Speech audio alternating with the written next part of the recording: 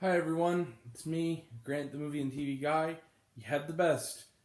Now here's the rest. The worst films of 2021 so far. This is part two of the midterm report, and let's just jump right into it. There's no dishonorable mentions. There's only six movies, seven if you count a special mention, and they all suck, and I'm not going to say who directed them because that's like kicking someone when they're down at this point.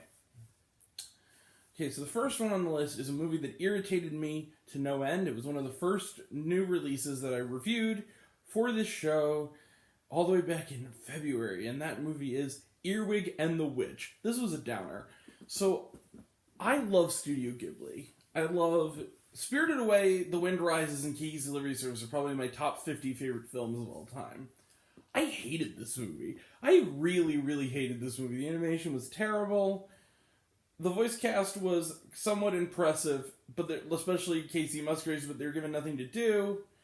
The poster basically lied to you. There's no scene where the little witch is a rock star at all.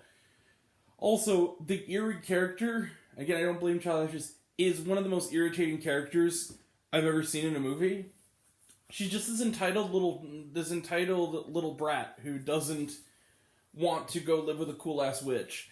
And you just are waiting for the moment where she just goes Miss Hannigan on her. Because in this case, unlike Annie, this would be justified to be awful to this child. Look, Earwig and the Witch is terrible. I'm not going to waste more time on it. I already said my piece on it, and it'll be back at the end of the year. So, Goro Miyazaki, I know you can do better. I've seen From Up on Poppy Hill. I was one of the few people who didn't hate Tales from Earthsea. Come on, man. You're a long way from being your dad. I'm sorry, but it's true. Okay, the next film is a film that, while I didn't actively hate it, it was such a waste of so many good stars, and that was Breaking News in Yuba County. This movie was, first off, it wasted the potential for a really terrific reunion of the film Drop Dead Gorgeous by having Ellen Barkin and Allison Janney in lead roles in this, and not only barely giving them a scene, but also giving both of them relatively nothing to do. This movie has a pretty solid director, Tate Taylor, who did like The Help and Ma, some good flicks. Get On Up, which I think is extremely underrated with the late great Chadwick Boseman. But yeah, this is not good. This is not good at all. It's too bad. I see what he was trying to do, kind of do a Coen-y small town sort of thing, and even little shades of the aforementioned Drop Dead Gorgeous in this story of this woman who basically catches her husband cheating. He dies in the process, and basically she is this kind of this nebbishy housewife, which I also totally don't buy Allison Janney being, because she's Allison Janney and she's a badass, so I don't buy that. Secondly, it spirals into all this stuff, and then it's the kind of movie where comedies can have violent moments in them, like black comedies, but unless you do it, you have to do it really well, or else it comes off like you're just kind of ugly. Like, unless you do it in a particular way, like something like I Care a Lot did, or No Sudden Moves, something like that, you just come off like you're being ugly. So when you see a character who's just kind of this pathetic character getting their skull pierced by some, like, drill in the climax of this movie, it just feels kind of mean. Because even though the character is an unlikable character, they're not, like, a complete monster. You know what I mean? It just came off, like, really cruel for no reason. The cruelty wasn't justified. It felt like it was just completely there just to make people shocked. You know what I mean? It didn't feel like, and the movie should have had more ambition than that. It was called Breaking News in Yuba County. Awkwafina's wasted too. Mila Kunis, good actors who just wasted on this bore. It's not unwatchable, but it's not good. Okay, our next movie, this is where we get into the fun ones, and the next two movies are oddly similar.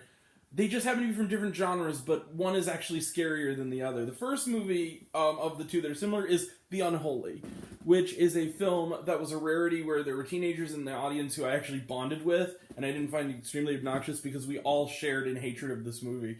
This movie was entertaining, but the problem is it wasted so many good actors who should have known better, and a producer who has made consistently terrific work in Sam Raimi. But you got like people like Jeffrey Dean Morgan, Cary Elwes, Katie Aselton, and William Sadler, and you give them nothing really good to do. It's not scary. It's really kind of just terrible. The girl, bless her heart, seems like she's every take she's just waiting to grab her check so she could go, go on her lunch break. She doesn't seem at all invested. It's just not a very good movie, but it is kind of fun as just a really shitty horror movie. Okay, the next movie is far and away the worst thing I've seen this year and maybe ever, and that movie is, you know what it is. Gotten some hate and some love for my review of this, and that is The Girl Who Believes in Miracles, or as I like to call it, The Girl Who Believes in Magical, Fluttering, Thin Wit, Rock-Licking Jesus Orb. Look, this movie, there will not be a worse movie in 2021. If I'm gonna do like the Mark Kermode thing with Bride Wars, if I see a movie that I believe is genuinely worse than The Girl Who Believes in Jesus Orb this year, I will just quit. Like there's no reason to. Movies have abandoned me at that point. There's no reason to go on with it. Oh, it's a terrible movie. It's bigoted. It's disingenuous and cringe-inducingly sappy when it's not bigoted. It's just heartless. It's utterly heartless. It's badly made, and it's just tragedy porn. And it's tragedy porn where we're supposed to sympathize with the bigoted grandfather who roughs up an innocent young African-American man and makes him feel like shit, simply because he, tried to swipe a hot dog. Now, I'm not saying that stealing is okay, but it's not as much that he's catching the kid in his tracks for stealing, it's more that catching him in his tracks for stealing and then basically doing everything but calling him a slur. Like, it's really kind of awkward and horrible.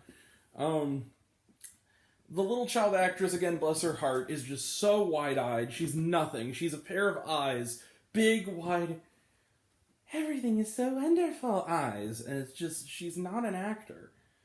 I know this is going to sound weird, but I expect better from a director who previously directed episodes of The Suite Life of Zack and Cody. I don't know if you've watched that show recently. Still pretty freaking funny. Weirdly enough, for a Disney show, it's actually kind of hilarious. For shame. Girl Who Believes in Jesus or Girl Who Believes in Miracles, whatever.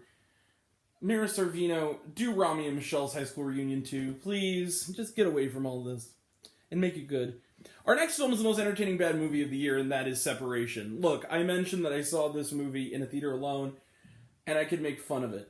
It contains some of the worst written characters ever, played by actors who should know better. You got people like Mamie Gummer, Madeline Brewer, Rupert Friend, and little Violet McGraw. They're from So Terrific and Hill House, and they're just stranded in this. It's not scary.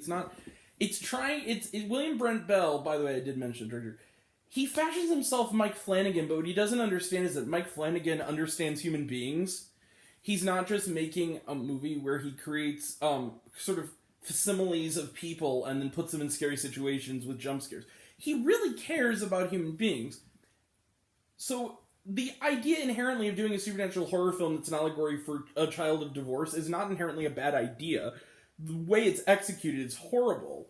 It's when it got to one of the silliest scenes of the year where the ghost mom and the dad's fighting off trying to protect the daughter, and little Violet McGraw is sitting on the windowsill practically in tears, giving it her all, going, I wish you two would stop fighting, when they're literally tussling. That's when I almost lost it. That movie was bad, but I enjoyed it.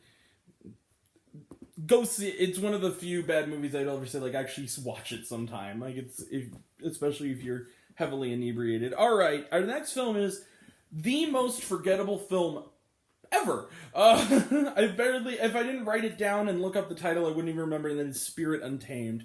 A glorified, slightly bigger budget, pilot to reshot pilot to a Netflix cartoon you can get for free if you have a Netflix subscription. It's a total waste of time.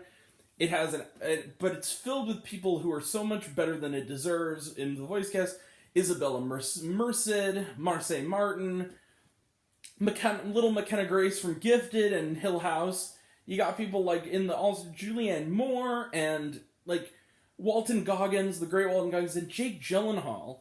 And they're just there to cash a check and maybe get some points for their kids. I don't know why they did that. I said it was cinematic vapor, and I gotta tell you, outside of it being about a little girl and a little horse and the mom dying at the beginning, I basically have forgotten every other detail about that movie. It's vapor. The only good thing to come out of it led to one of the funnier gags in The Boss Baby 2. Alright, also, I wasn't gonna put this on here because it's basically down the middle, and I say 2 and under is the worst, but now that I think about it, it deserved a 2. It's gotten worse than what I thought about. 12 Mighty Orphans 1, 2, 3. That movie is misogynistic, old-fashioned in a bad way. It feels like it's been sitting in molasses for the last 50 years of film, and they just finally thought it out. Okay, well, that's the list. But one more thing. This is special, what I call the Last Airbender Award for failure in film, and that film goes to a film that the only reason it's on the main list is only 20 minutes, and it's barely a movie, and it commits the greatest sin of all. It's a sequel to one of the best So Bad It's Good movies ever, and it's not even so bad it's good, it just makes you uncomfortable, and that movie is Cool Kite.